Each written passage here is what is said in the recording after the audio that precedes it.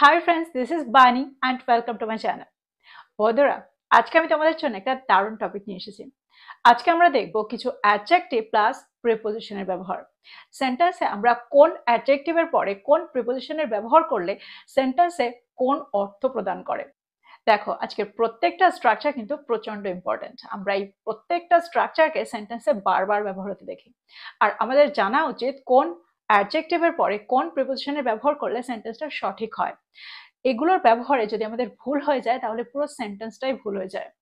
ঠিক সেই কারণে এই স্ট্রাকচারগুলোর সঠিক ব্যবহার আমাদের জানতে হবে। আমি প্রত্যেকটা স্ট্রাকচারের সাথে এক্সাম্পল দিয়ে তোমাদেরকে বুঝিয়ে দেওয়ার চেষ্টা করব সেন্টেন্সে আমরা এগুলোকে ঠিক কিভাবে ব্যবহার করতে পারি, কোন অর্থে ব্যবহার করতে পারি।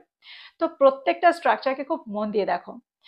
আজকের ভিডিওটা কিন্তু খুব ইম্পর্টেন্ট হতে চলেছে। তোমরা কোথাও যাবে না, আমার সাথে ভিডিওটা একদম শেষ পর্যন্ত থাকবে। যারা চ্যানেলে নতুন অর্থাৎ প্রথম আমার ভিডিও দেখছো তারা প্লিজ চ্যানেলটাকে সাবস্ক্রাইব করে নিও, তাহলে যখনই আমি ভিডিও আপলোড করব তোমরা নোটিফিকেশন পেয়ে যাবে।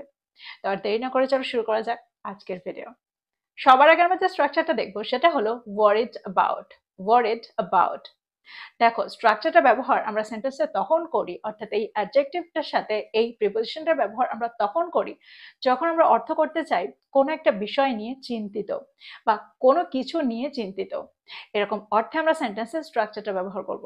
এক্সাম্পল দেখো, আমি আমার পরীক্ষা নিয়ে চিন্তিত বা আমি আমার পরীক্ষা বিষয়ে চিন্তিত। I'm worried about my exams. I'm worried about my exams. আরেকটা এক্সাম্পল দেখো, তারা তাদের ভবিষ্যৎ নিয়ে চিন্তিত।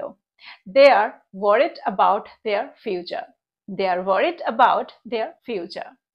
পরের সেন্টেন্সটা দেখো, সে তার ছেলের নিরাপত্তা নিয়ে চিন্তিত। She is worried about her son's safety. She is worried about her son's safety. তো এক্সাম্পলগুলোর মধ্যে দিয়ে আমার মনে হয় তোমরা বুঝতে পারছো সেন্টেন্সে আমরা worried about কে ঠিক কোন অর্থে ব্যবহার করছি। দেখো, আমরা worried এর পরে about এর ব্যবহারই করে থাকি যখন আমরা এই ধরনের অর্থ বোঝাতে চাইবো। এবার আমরা দেখবো এর পরের স্ট্রাকচারটা। এবার যে স্ট্রাকচারটা আমরা দেখবো সেটা হলো অ্যাডিক্টেড টু। অ্যাডিক্টেড টু, যার অর্থ হলো কোনো কিছুতে আসক্ত, কোনো কিছুর প্রতি আসক্ত হয়ে পড়া। এরকম অর্থে আমরা সেন্টেন্সে অ্যাডিক্টেড টু এর ব্যবহার করে থাকি। অ্যাডিক্টেড এর সাথে অর্থাৎ এই অ্যাডজেক্টিভটার সাথে আমরা সব সময় টু এর ব্যবহারই করে থাকি। এখানে আমরা কোনো কিছুতে আসক্ত বোঝাতে বা কোনো কিছুর প্রতি আসক্ত বোঝাতে অন্য কোনো প্রিপোজিশনের ব্যবহার সেন্টেন্সে করব না। এক্সাম্পল দেখো, সে কফির প্রতি আসক্ত। He is addicted to coffee. He is addicted to coffee. পরের সেন্টেন্সটা দেখো, তারা ভিডিও গেমের প্রতি আসক্ত। They are addicted to video games. They are addicted to video games. যদি আমি বলি সে সোশ্যাল মিডিয়ার প্রতি আসক্ত, তাহলে সেন্টেন্সটা কি হবে? She is addicted two social media. She is addicted two social media. তো এক্সাম্পলগুলোর মধ্যে দিয়ে আমার মনে হয় তোমরা বুঝতে পারলে সেন্টেন্সে আমরা এই স্ট্রাকচারটাকে কি করে ব্যবহার করছি। দ্যাট মিনস অ্যাডিক্টেড টু কে ঠিক কোন অর্থে ব্যবহার করছি। এবার আমরা দেখব পরেরটা। পরেরটা হলো অপোজড টু। অপোজড টু, যার অর্থ হলো বিরোধী। আমরা প্রায় বলে থাকি আমরা এটার বিরোধী, আমরা দুর্নীতির বিরোধী, আমরা এটার বিরোধী নই। এরকম অর্থে আমরা সেন্টেন্সে এই স্ট্রাকচারটা ব্যবহার করব।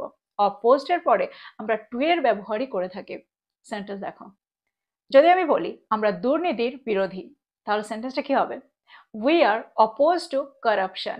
We are oppose to corruption. দেখো, আমরা এখানে অপোজড টু এর ব্যবহার করব, নট অপোজ টু। পরের সেন্টেন্সটা দেখো, আমার বাবা মা আমার সিদ্ধান্তের বিরোধী। My parents are oppose to my decision. My parents are oppose to my decision.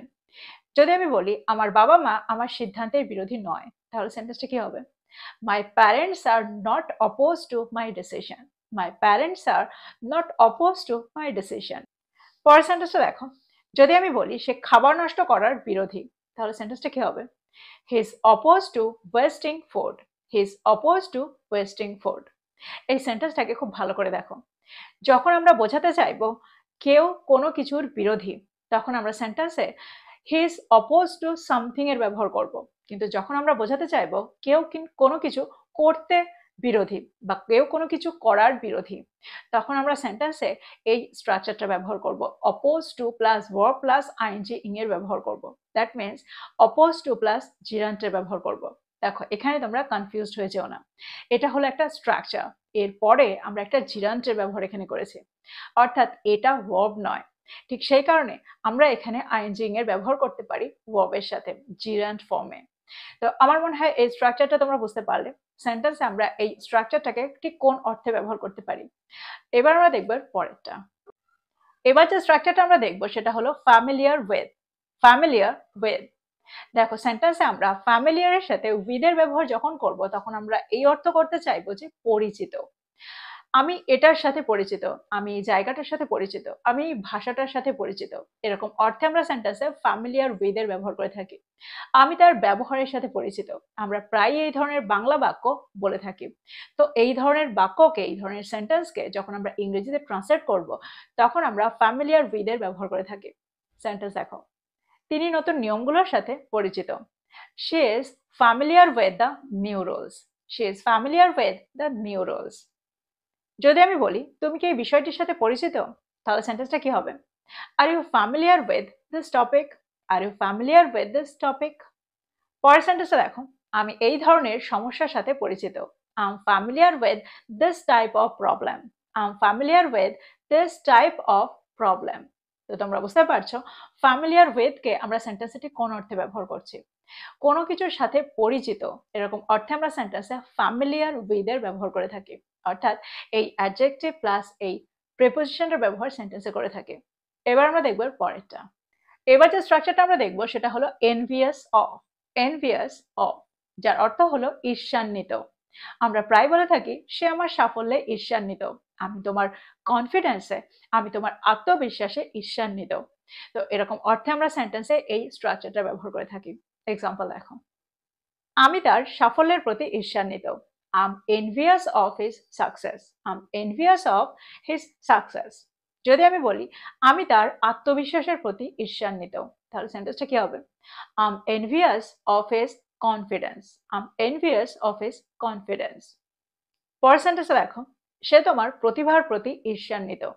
She is envious of your talent. She is envious of your talent. যদি আমি বলি তারা আমাদের সুখের প্রতি ঈর্ষান্বিত, তাহলে সেন্টেন্সটা কি হবে? They are envious of our happiness. They are envious of our happiness. তো তোমরা বুঝতে পারছো ঈর্ষান্বিত এরকম অর্থে আমরা সেন্টেন্সে এনভিয়াস অফ এর ব্যবহার করে থাকি, এনভিয়াস প্লাস অফ এর ব্যবহার করে থাকি। এবার যে স্ট্রাকচারটা আমরা দেখবো সেটা হলো কন্টেন্ট উইথ। কন্টেন্ট উইথ, যার অর্থ হলো কিছু নিয়ে সন্তুষ্ট থাকা। আমি আমার জীবন নিয়ে সন্তুষ্ট, আমি আমার চাকরি নিয়ে সন্তুষ্ট, আমি আমার কাজ নিয়ে সন্তুষ্ট, আমি আমার ভিউয়ার্স নিয়ে সন্তুষ্ট। এরকম অর্থে আমরা সেন্টেন্সে এই স্ট্রাকচারটা ব্যবহার করে থাকি। এক্সাম্পল দেখো, আমি আমার সাধারণ জীবন নিয়ে সন্তুষ্ট। I am content with my simple life. I am content with my simple life. পরের সেন্টেন্সটা দেখো, আমাদের যা আছে আমরা তাই নিয়ে সন্তুষ্ট। We are content with what we have. We are content with what we have. পরের সেন্টেন্সটা দেখো, তারা তাদের সিদ্ধান্ত নিয়ে সন্তুষ্ট। They are content with their decision. They are content with their decision. তো সেন্টেন্সগুলোর মধ্যে দিয়ে আমার মনে হয় তোমরা বুঝতে পারছো কোনো কিছু নিয়ে সন্তুষ্ট আছি বা সন্তুষ্ট থাকা বোঝাতে আমরা এই স্ট্রাকচারটার ব্যবহার কিভাবে করছি, এই অর্থে আমরা এই স্ট্রাকচারটার ব্যবহার করতে পারি। এবার আমরা দেখব পরেরটা। এবার যে স্ট্রাকচারটা আমরা দেখবো সেটা হলো accustomed to। accustomed to, যার অর্থ হলো অভ্যস্ত থাকা। আমি এই ব্যাপারে অভ্যস্ত, আমি এই কাজটা করতে অভ্যস্ত, আমি সকালে ঘুম থেকে উঠতে অভ্যস্ত। এরকম অর্থে আমরা সেন্টেন্সে এই স্ট্রাকচারটা ব্যবহার করে থাকি। accustomed এর পরে, accustomed এর পরে আমরা to এর ব্যবহার সেন্টেন্সে করে থাকি। এক্সাম্পল দেখো, আমি তাড়াতাড়ি ঘুম থেকে উঠতে অভ্যস্ত। I am accustomed to waking up early. I am accustomed to waking up early. যদি আমি বলি সে অনেক রাত পর্যন্ত কাজ করতে অভ্যস্ত, তাহলে সেন্টেন্সটা কি হবে? She is accustomed to working late at night. She is accustomed to working late at night. তোমরা বুঝতে পারছো সেন্টেন্সে আমরা accustomed to এর ব্যবহারটা ঠিক কোন অর্থে করছি। যখন আমরা সেন্টেন্সে বোঝাতে চাইবো কোনো কিছুর সাথে অভ্যস্ত, কোনো কিছু করতে অভ্যস্ত, তখন আমরা সেন্টেন্সে এই স্ট্রাকচারটা ব্যবহার করতে পারি। এবার আমরা দেখবো এর পরেরটা। এবার যে স্ট্রাকচারটা আমরা দেখবো সেটা তোমরা খুব ভালোভাবে বোঝার চেষ্টা করো। এটা হলো ব্লেসড উইথ। ব্লেসড উইথ, যার অর্থ হলো আশীর্বাদ প্রাপ্ত। আমরা প্রায় বলে থাকি সে আশীর্বাদ স্বরূপ এটা পেয়েছে, সে আশীর্বাদে এটা প্রাপ্ত করেছে বা আশীর্বাদ স্বরূপ সে এটা প্রাপ্ত করেছে। সেন্টেন্স দেখো, সেন্টেন্সে আমরা স্ট্রাকচারটাকে কি করে ব্যবহার করছি। দেখো সবসময় আমরা আশীর্বাদ প্রাপ্ত এই ওয়ার্ডটার ব্যবহার করব না, এই বাংলা শব্দটার ব্যবহার করব না, কিন্তু অর্থটা আমরা ঠিক এরকমটাই বোঝাতে চাইবো যে সে এটা পেয়ে ধন্য, সে আশীর্বাদ স্বরূপ এটা পেয়েছে। এরকম অর্থে আমরা সেন্টেন্সে এই স্ট্রাকচারটা ব্যবহার করে থাকি। এক্সাম্পল দেখো, আমি একজন যত্নশীল মা পেয়েছি, অর্থাৎ আমি একজন যত্নশীল মা পেয়ে ধন্য। আমি আশীর্বাদ স্বরূপ একজন যত্নশীল মা পেয়েছি। I'm blessed with a caring mother. I'm blessed with a caring mother. আরেকটা এক্সাম্পল দেখো, সে একটা সফল কর্মজীবন পেয়েছে। দ্যাট মিনস সে একটা সফল কর্মজীবন আশীর্বাদ স্বরূপ পেয়েছে। সেন্টেন্সটা কি হবে? He is blessed with a successful career. He is blessed with a successful career. তো এক্সাম্পলগুলোর মধ্যে দিয়ে আমার মনে হয় তোমরা বুঝতে পারলে সেন্টেন্সে আমরা এই স্ট্রাকচারটাকে কি করে ব্যবহার করছি, ব্লেসড উইথ এর ব্যবহারটা ঠিক কিভাবে করছি। দেখো সবসময় আমরা ব্লেসড এর সাথে উইথ এর ব্যবহারই সেন্টেন্সে করব, দ্যাট মিনস এই প্রিপোজিশনটার ব্যবহারই সেন্টেন্সে করব। তো এই ছিল কিছু ইম্পর্টেন্ট স্ট্রাকচার, এই ছিল কিছু অ্যাডজেক্টিভ প্লাস প্রিপোজিশনের ব্যবহার। আমার মনে হয় প্রত্যেকটা স্ট্রাকচারকে তোমরা খুব ভালো করে বুঝতে পেরেছো। সেন্টেন্সে আমরা ঠিক এগুলোকে কোন অর্থে ব্যবহার করি তোমরা বুঝতে পেরেছো। তো প্রত্যেকটা স্ট্রাকচারকে নোট ডাউন করো আর এগুলো দিয়ে সেন্টেন্স তৈরি করো, আর সেগুলোকে তোমাদের প্রতিদিনের কনভারসেশনে ব্যবহার করো। দেখো এই ধরনের বাক্য আমাদের প্রতিদিন ব্যবহার করতে হয়, ঠিক সেই কারণে এগুলোকে ইংরেজিতে বলা শুরু করো। যত তোমরা এগুলোকে প্র্যাকটিস করবে তত তাড়াতাড়ি তোমরা এগুলোর সাথে ইউজড হয়ে যাবে। তো এই ছিল আজকের ভিডিও, এই ছিল আজকের টপিক। ভিডিওটা ভালো লাগলে লাইক করতে ভুলে যেও না, বন্ধুদেরকে শেয়ার করো যারা ইংরেজি শিখছে। So this is all about today. I will be back with another video. Till then, take care. Thank you for watching this video. Bye bye.